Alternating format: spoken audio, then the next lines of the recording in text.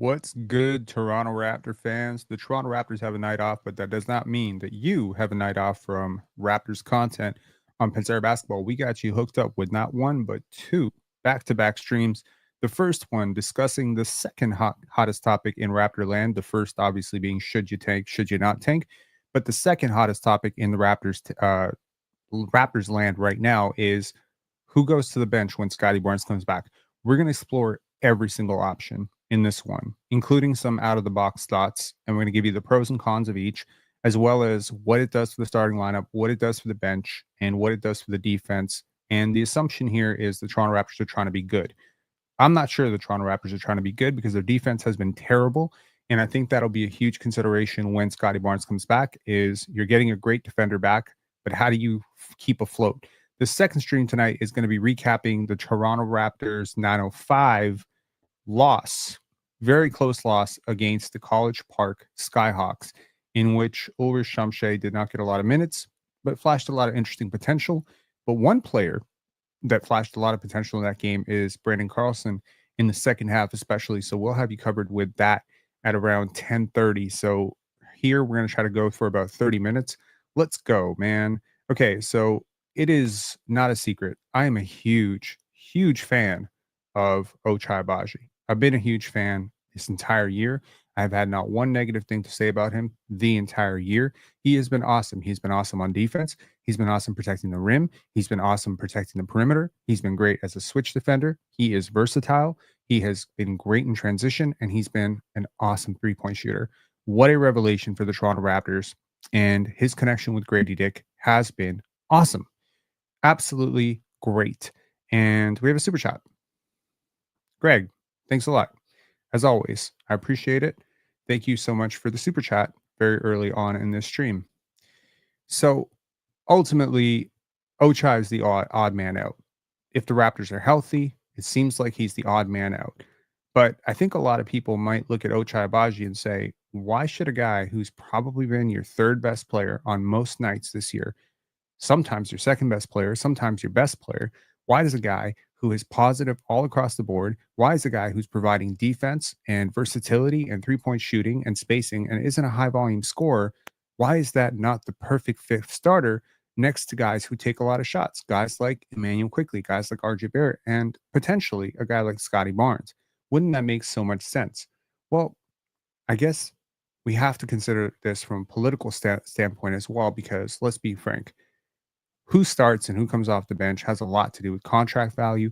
Ochai Agbaji is less valuable in terms of contract than every single player that he would have to jump out. You're not going to bench Scottie for him. You're probably not going to bench RJ Barrett for him. Gradey's the younger player and probably the more valuable player in terms of your future. So it just kind of feels like Ochai would be the odd man out from the political standpoint. But I'm going to make a case why that may not be the smartest move for the Toronto Raptors. Okay, so lineup number one is going to be the obvious one, and that is Immanuel Quickley, Gradey Dick, RJ Barrett, Scottie Barnes, Jakob Poeltl. What does this do? Well, for your bench, this gives you Kelly off the bench with potentially Jonathan Mogbo if he can get back into stride. It gives you Ochai off the bench as your de facto sixth man. I think it probably is going to put either Bruce Brown in a point guard position off the bench, or you're going to have one of RJ, Immanuel Quickley, and Scottie Barnes always running with that unit so they can be like the makeshift point guards so they can get some run. I'm not necessarily sure how big a part Davion Mitchell factors into all of this, or Jamal Shed. I'm pretty sure Jamal Shed's going to spend some time with the 905, but this is the conventional lineup. The problems with this lineup are clear. Defensively, Immanuel Quickley did not look good in the first two games. He didn't look good last season either. Frankly, he has not looked good as a Raptor. And if you're going to have him, Gradey Dick, and RJ Barrett, and you're putting those players next to Scottie Barnes and Jakob Poeltl, it's probably going to equal a lot of work for Scottie Barnes as a point of attack defender, trying to guard elite wings, which is probably going to lead to less efficient offense for him. It's probably going to lead to a lot of fouls for Scottie and Jakob as well. So if you're trying to contain at the point of attack, I'm not really sure how you do it with RJ, Gradey, and Immanuel, which is why this unit is so flawed. Let's move on to the second option, which at least attempts to solve some of these issues, and that is going super small. probably not something that anyone that I know has talked about is moving Jakob Poeltl to the bench and just going super small. Now, this presents a lot of issues, but it does something really awesome for your second unit. It makes your second unit huge. It puts Kelly Olynyk and Jakob Poeltl as your backup bigs together. Now, Kelly Olynyk thrived defensively in Utah next to Walker Kessler. He really struggled last year manning the center spot when Jakob Poeltl went out. There's a reason for that. Kelly Olynyk is not a center. Regardless of how much you want him to be a center, he's not a center. Putting him next to a center like Jakob Poeltl could give you one of the most dominant second units in the league.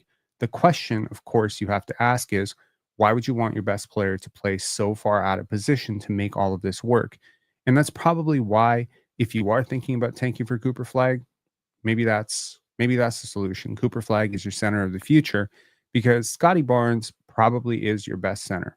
He's also your best power forward, your best small forward, your best shooting guard, and your best point guard right now. So really, where he plays is just a matter of how do you want him to develop. I think there are some advantages to playing him at center. Number one, he can stretch the floor a lot better than most centers. You can be really fast. You can probably be extremely switchable. This would particularly be like Scotty as Draymond in this situation, right? I don't love this idea, but there's a lot of coherent thought behind it, and I do think that it makes a lot more sense defensively, at least, because you keep that connection between Gradey and Ochai in your starting lineup. Okay, so this one includes Gradey going to the bench. Now, again, it solves one problem, creates another problem. The problem it solves is your starting lineup defense gets a little bit better, right? Ochai Agbaji over Gradey Dick is a massive defensive upgrade. Ochai might be able to do a lot of the point of attack stuff. This kind of helps your defense hold water, but Ochai has been so good offensively and so clearly not needing like a lot of plays run for him. He's making open shots. You imagine that the shots that he's going to get are even going to be better with Scottie Barnes than they are without him, right? Jacob Isaac saying, "Wait a minute, how tall is Cooper Flag?" Cooper Flag is 6'9", but he's 17 years old and he will turn 18 later this year. So there's a chance he could end up 6'11". Cast 2929 saying, "I have to sleep, but we'll watch in the morning." I apologize for the late stream, guys. I wanted to do this earlier, but the 9:05 stream went a little bit long, and then we had a fire alarm in our building. But he's super long. I think he's going to have a wingspan closer to 7'3", 7'4". So he's perfectly capable of playing the center spot as a small ball center. Anyways, what this lineup does is it gives you adequate offense and defense in the starting lineup. It puts Gradey into the six-man rotation. Why do you want Gradey as a six-man? Well, a lot of Scottie plus bench units feature very little offense to work with for Scottie Barnes, right? So if you're going to bring Gradey off the bench, ideally he's going to play a lot with Scottie Barnes. And that's the pairing. That right there, Scottie plus Gradey is the pairing that you're trying to develop synergy and chemistry between, because that's your future. Those two players are, in my opinion, in my humble opinion, the clearest benchmarks or the clearest cornerstones of your future. And you want them to play as many minutes as possible. And you'd be playing them with Kelly Olynyk, with potentially Jonathan Mogbo, and potentially, I don't know, Bruce Brown, right? So that kind of evens out. And to those of you who were complaining last night that Gradey didn't get enough shots, well, now you get more shots off the bench. I think that Kick-Ass saying, Immanuel Quickley is questionable for tomorrow's game, a new injury, left elbow sprain per Lewinberg. Yeah, I saw that in yesterday's game, and, bummer for him. Okay, next lineup. This one is super out of the box. This puts both Ochai and Gradey off the bench. Now, the previous lineup had Ochai and Gradey split apart, and there's a part of me that just doesn't want to split those two apart. I just don't want to do it. It's partially because they keep finding each other and they have this great synergy with each other, and I just want them to play a lot of minutes together, and they both earned it. So coming off the bench together to kind of keep the peace with RJ and Immanuel Quickley and Scottie Barnes starting, I think this makes sense.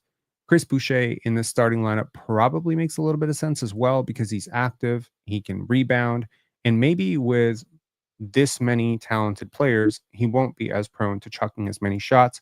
It also allows you to build up some trade value because it's very likely Chris Boucher is going to get traded.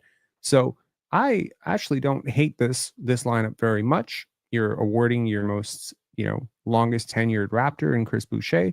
giving him a starting spot. The fans seem to like him. Jack Armstrong gets to say hello and bonjour like 100 times. So cool. This one is interesting. This puts Immanuel Quickley on the bench. Now, this is very controversial and probably the most outlandish one that I've thought of because, again, in no lineup here have I considered Scottie Barnes off the bench. There is a lineup where I consider RJ Barrett off the bench. There are many lineups where I've considered Gradey and Jakob off the bench. But moving Immanuel Quickley to the bench is tough. It's tough because he just signed him to a really big deal. It's tough because it seems like a demotion. It's tough because I'm not sure that Darko Rajakovic sees Scottie Barnes as a point guard. But so far, I don't know if I see Immanuel Quickley as a point guard per se. Now, I want to be careful when I say this. He does not make great decisions with the basketball, and he hasn't been making great decisions with the basketball. And as much as his scoring has been very advanced, it's hard for me to see him as a traditional point guard as opposed to more of a good ball handling combo guard. And that's more in the vein of a Lou Williams, but a very advanced version of Lou Williams that can defend a lot better than Lou Williams. And until he sharpens his instincts as a table setter, as a floor general, etc., I really struggle to see why this wouldn't be really great for Immanuel Quickley and he could just launch threes to his heart's content against second units. I'm not sure. I think this is the most unrealistic and most like least feasible because of the contract situation, but I don't really hate it. Now, this one is interesting and was the lineup that I proposed to start the season, and I really do like it. Now, this puts both Gradey and Ochai off the bench, but it does something very interesting for your second unit that we're going to explore later. Why would you start a Jakob Poeltl? Well, Jacoby would be like a token starter like Michael Curry was way back when, right? And Jacoby is very low volume, very low usage. He doesn't need a ton of shots. You don't really mind if Jacoby takes 7 shots in a game. You probably mind if Gradey takes 7 shots in a game. With so many mouths to feed in the starting lineup, this might be the lineup that makes the most sense from the perspective of balance. Now you get Ochai and Gradey coming off the bench. We'll talk about that bench unit, what it would look like with this starting lineup. But I really do like this lineup, and this was my preferred starting lineup to begin the season. And again, this is not because I think Jacoby's a better player than Gradey or Jacoby's a better player than anybody. Actually, I don't think Jacoby's a better player than Ochai. It doesn't really matter, though. You get a very valuable future piece, some good run in the starting lineup. He gets his ass kicked, but he's probably going to be most protected. He's a pretty good defender. He contains the ball really well. It offers a bit of an upgrade defensively over Gradey Dick, and you still get a lot of the shooting. And you get to keep Ochai and Gradey together. And I do think that if Scottie Barnes is going to play with the second unit a lot, that means Gradey and Ochai can come off the bench together in that unit, right? Okay. Now, this one is interesting. And this thankfully moves Scottie away from being a big and it puts him at the small forward. Now, your spacing is going to be so ass here because until Jonathan Mogbo can shoot, this is going to be bad.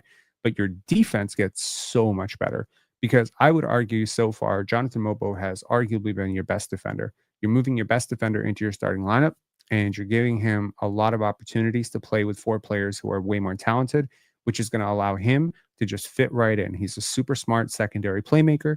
He's a really good, I would say he's a really good cutter. He's a really good rebounder. He's a really good, defender and a switch defender. So, it allows him and Scottie to sort of wreak havoc the way that Scottie and OG did, maybe to some lesser extent. And now you have some real backline help for Scottie, RJ, and Immanuel Quickley on the perimeter, right? This also makes you a much bigger team, in my opinion, right? Like Jonathan Mogbo adds a lot of length and size to the interior. Scottie adds a lot of length and size to your perimeter. And I just think that you're probably a little bit of a bigger team. Although now you have 2 non-shooters instead of 1, and we've already seen how playing Davion and Jakob together has screwed up the spacing. And if Scottie Barnes is going to continue to shoot 18% from 3, that's going to be a lot of trouble for your spacing and specifically for RJ Barrett and Immanuel Quickley to get clean looks. The next lineup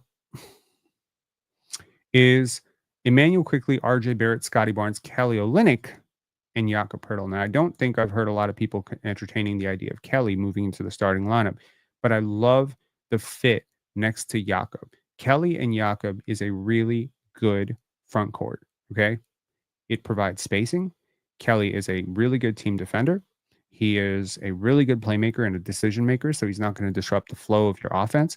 He's probably the most ideal pick and pop partner for both Immanuel Quickley, RJ Barrett, and Scottie Barnes. And it provides four spacers. And I think this is a lineup that actually makes a lot of sense. And Sparkling saying, I like this lineup and makes the front court huge. I agree. I agree. And again, just like with Jacoby, it doesn't mean that Kelly Olynyk's playing 30 minutes a night. This isn't Kelly Olynyk playing 30 minutes a night. Kelly's probably going out at the 4 minute mark with Scottie, and probably you're going to have Gradey and Ochai coming in off the bench as the first two guys off the bench. So Gradey and Ochai just plug right in, and then you go super small with RJ Barrett or Ochai Agbaji plugging in the forward spots. And it just gives you a nice little diverse lineup. And then when you go to your second stint, then you have Scottie coming in, and he'll probably share some time with Ochai and Gradey. And again, Scottie, Ochai, Gradey, this to me is like firm. I want these three players playing together. The fact that Scottie is playing with the bench allows me to think that if Gradey and Ochai are coming off the bench, this could actually be really good for Scottie as well. The question then becomes, who's your backup big? Well, you're probably going to have to rely a lot on Chris Boucher and Jonathan Mogbo. But frankly, you've been playing this far without Kelly Olynyk, and I'm not going to say you've been great, but you've survived, right? So I think this is a really interesting lineup and not one that I've seen a lot of people considering. What about Bruce Brown? What about the Cowboy? Well, Cowboy Bruce offers a slight defensive upgrade over Gradey Dick, although a massive offensive downgrade over Gradey Dick. But I think the rebounding is very interesting here. Again, it satisfies one very key variable. Keeping Ochai and Gradey together has been a huge part of my thinking throughout this entire one. Okay. So here you have Immanuel Quickley, RJ Barrett, Bruce Brown, Scottie Barnes, and Jakob Poeltl. I think Bruce is long enough at the perimeter that even though he's a little bit shorter than Gradey, I think he gives you a lot more size. It just feels defensively you get a lot more size. He's a guy who's played as low as 4, as high as 1. He's a very positionally versatile defender. He has a lot to prove this year, man. He's in a contract year, so maybe he's him being that connective tissue type of player who can make an impact on the game. He's a great cutter. Scottie's going to have great synergy with him now that they've played together for a little bit. And yeah, I mean, and it helps boost his trade value because now he's starting for you. And by the way, just like with the Chris Boucher starting situation, if you're looking to move him starting for you is probably going to help boost his trade value because he's going to be less exposed in the starting lineup playing with better players. I'm not necessarily sure I really would advocate for this, but I'm not mad at it. Did I not consider a single lineup with RJ on the bench? Was I that scared? Hang on. Let me just I gotta see this. I swear I thought I did. We can talk about it. We can talk about RJ coming off the bench because I don't think I considered it, largely because I don't think the Raptors will do it. I also don't think the Raptors will pull Immanuel Quickley or Scottie Barnes on the bench, but okay. Clearly, I had a brain fart because I definitely wanted to consider a lineup with RJ Barrett off the bench, but nope, RJ is in all these lineups. Okay, let's talk about RJ Barrett off the bench because in that case, it would be Immanuel Quickley, Gradey Dick, Ochai Agbaji, Scottie Barnes, and Jakob Poeltl with RJ Barrett coming off the bench. And I do have to say that lineup probably makes a lot of sense from a basketball perspective and probably is like the most common sense way to look at it. RJ next to Scottie is really interesting, and I would like to see more of it before I push it away, right? It's conceivable that Scottie's going to be able to help him a lot defensively. It's also conceivable that with the defensive attention that Scottie is going to create, that you could become very dominant offensively. We saw very limited time with that trio BBQ playing together, especially with Jakob Poeltl. When you add Jakob Poeltl to the mix, you saw even less playing time. But in the time that trio and especially that foursome had actually played together on the court last year, the Raptors were pretty good. I want to say they were pretty good. So you have to at least give it a chance. But obviously, if it doesn't work, Darko Rajakovic likened, well, he said to RJ Barrett, I see you like an Manu Ginobili. And Manu Ginobili, of course, was famous as probably one of the top 3 shooting guards during his peak coming off the bench. And it was a really weird role, but it also really helped the San Antonio Spurs a lot. Now, I have likened RJ Barrett to guys like Karis LeVert. And I do think that he's pretty close as a player to Karis LeVert. And until he can really lift up his defense, I think he will always be a really hard player to build around in the starting lineup because you're always going to have to put 4+ defenders around him. And that's going to be really tough unless Immanuel Quickley takes a major step up because he has been pretty terrible so far. To start this season, he's been bad. You can't stay afloat when there's two weaknesses, right? Saw it last night, actually. I was watching a game between the Knicks and the Pacers. And the Pacers shredded the Knicks because the Knicks have three problems. Number one, they have Karl-Anthony Towns, who is a drop big, who isn't very good at drop. So that's one issue.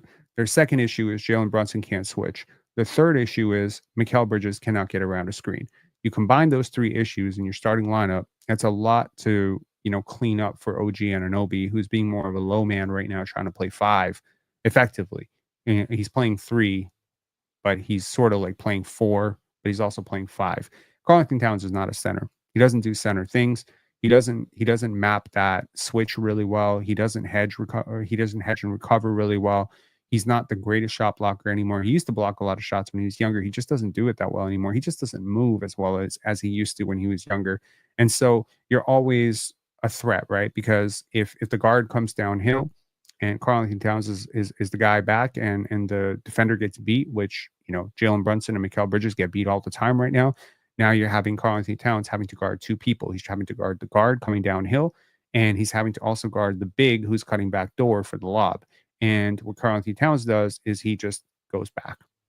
And then he surrenders like an open jumper, open floater, or he goes too high up and then he surrenders the layup at the rim or the dunk at the rim. So it is just like really hard. And Jakob Poeltl is not at all a great defender right now. He's okay. He's not great. He's not great enough or good enough to clean up for all the garbage that is around him right now. And a lot of that garbage, unfortunately, includes RJ Barrett. Some of it includes Davion Mitchell getting back cut all the time. What it does not include is Ochai Agbaji. What it does not include is Scottie Barnes.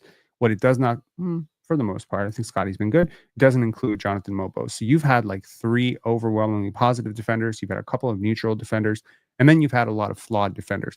Gradey is definitely trying defensively, but he is among the flawed defenders. So I think putting RJ on the bench kind of solves one of the problems, which is, he's going to destroy second units. He's going to be able to do what he does best, which is create offense and transition. And he's going to be able to do, some of the better stuff that maybe Scottie Barnes is not as capable of doing right now, which is elevating that second unit. So, it makes some sense. And, in this sense, if Scottie does play with a second unit, now it's him and RJ going up against second units. Good luck stopping that if you're the other team. So it redistributes some of the balance. Okay, now here's my pick. And I'm going to tell you why. And hopefully we're actually going to get out of here in 30 minutes, which is really cool. So my pick is actually this lineup, and surprise. So I've always been a believer in a weird way of token starters who don't need a lot of shots. I can't say I loved the Michael Curry in the starting lineup with the Kevin O'Neal Raptors, but I do get it. The Bruce Brown in the starting lineup, right? Over Immanuel Ginobili. Like, it makes some sense. It sort of stabilizes your offense. It makes it a lot more predictable. Jacoby is a really good young player. He's just not a really good young player right now. You know what I mean? He's going to be a good one. So him being a slight defensive upgrade on Gradey, even right out of the box as a rookie, he does a lot of cool things. And he's a pretty good rebounder. He gets to the rim. He gets to the line. So him and RJ can attack. He's going to get a lot more open shots. He's certainly capable of hitting open shots. I'm not sure. I'm positive he's not quite the shooter that Gradey Dick is, but he's a really good shooter. He was a good shooter in college. He was a good shooter in high school. He's a 5-star recruit. So, at 19 years old, yeah, like you start him the same way you started Pascal Siakam as a token starter, the same way you started DeMar DeRozan, the same way you're starting Gradey Dick right now, right? Like, you give it a chance and you see how it goes. I would love this. And I'll tell you why I love it. Look at the second unit with this lineup. So this is what your second unit would look like. And it's really interesting. You would have Bruce Brown at the point guard, you'd have Gradey and Ochai coming off the bench, and then you have Jonathan Mogbo and Kelly Olynyk. This would actually allow you to shift like hockey shifts. Like no more, you would have a bench mob, like a legit bench mob. And look at this team. You got Ochai and Jonathan Mogbo. That's just enough, in my opinion, to protect Kelly Olynyk at the 5. You get Bruce Brown kind of manning the point. He's not quite as useless as a player as Davion Mitchell, although like last year he was pretty bad, but he's a capable NBA vet. He is definitely capable of breaking down a defense every now and again, cutting backdoor. Gradey plus Kelly Olynyk offers quite a bit of playmaking in this lineup that you don't need a traditional point guard. And Kelly's going to operate as a sort of makeshift point guard in this lineup anyway. So why the hell do you need a traditional point guard soaking up minutes when that traditional point guard can't shoot like Davion Mitchell? So I think this creates a lot of balance in your lineup. And again, the precursor or the assumption that I have here is the Raptors are trying to be good, the Raptors are trying to develop, and the Raptors are trying to win. If the Raptors are not trying to win, then by all means start over Shamshay. He is raw as hell, and you will lose a lot of games. Okay. And if you're not trying to win, then certainly starting IQ, Gradey, and RJ in the backcourt makes a lot of sense. My only gripe with that, number one, I have a lot of gripes with it. My first gripe is Ochai doesn't deserve to go to the bench. Ochai has outplayed pretty much everyone on this team for his role. They say that old adage, be a star in your role. Ochai has been the best at what he does on this team. There's no player on this team who has done better at what they're supposed to do than Ochai Agbaji. Let me say that again. Immanuel Quickley is a starting point guard, right? Gradey Dick is a secondary or tertiary scorer.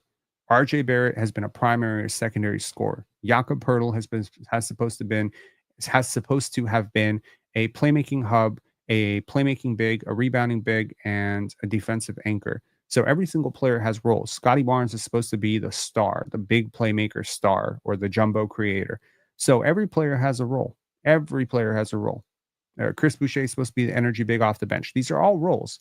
Ochai Agbaji has done better at whatever the hell his role is, which is a versatile 3-and-D player, than any player on this team. I'll say that again. Relative to what is expected of Ochai Agbaji has been the best player on the Toronto Raptors this year. So, how do you bench him? It doesn't make sense to me.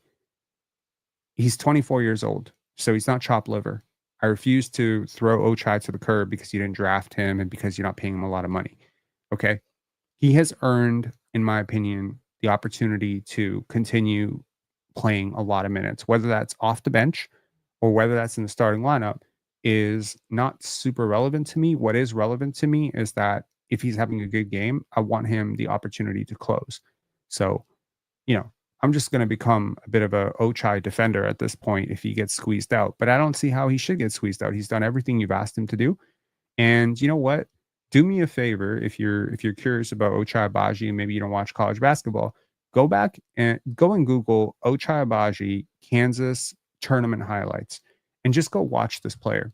Go watch him play. Go watch him creating in the mid-range. Go watch him finishing at the rim. Go watch his athletic finishes. Go watch him shot blocking bigs, like 7-footers. He's just blocking them at the rim.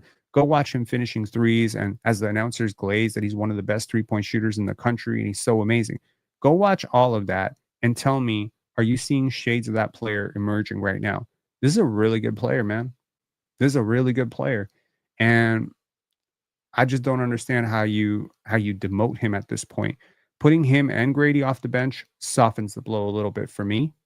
Putting Jacoby in the starting lineup, absolutely, it negates some of the issues that I have in general because it kind of just smooths over any of the politics of it, right? You're just kind of like making it clear, like, hey, we're going to start Jacoby Walter, so we don't have to choose between Gradey and Ochai. And also, by the way, bonus, we don't have to split up Gradey and Ochai. That would be the biggest thing for me. And also the defense, right? Again, your defensive units here need to be coherent. If you want to go all defense, you're probably not starting Immanuel Quickley, RJ Barrett, or Gradey Dick, right? So you're probably not doing that. So you need a little bit of offense to sustain you. The Raptors are a top 15 offense so far this year. They are bottom 5 defense. I think they still might be 30th in defensive rating. So need to fix the defense somehow. Ochai helps you fix that. But maybe Jakob Poeltl in the starting lineup could be a nice little, best of both worlds. Let me know what you think. Let me know which of these lineups you would prefer to start when this video goes live. Thank you so much again to the super chats here. And I will see you guys at 10:30. So in 15 minutes, I'll see you guys in 15 minutes. Raptors 905 stream. Super interesting game. Came right down to the wire. Keaton Wallace did not play. Cason Wallace's brother did not play. But nevertheless, it was an entertaining game right down to the wire. And a lot of Brandon Carlson and some nice Overage highlights to break down. I'll talk to you guys later. Have a good one.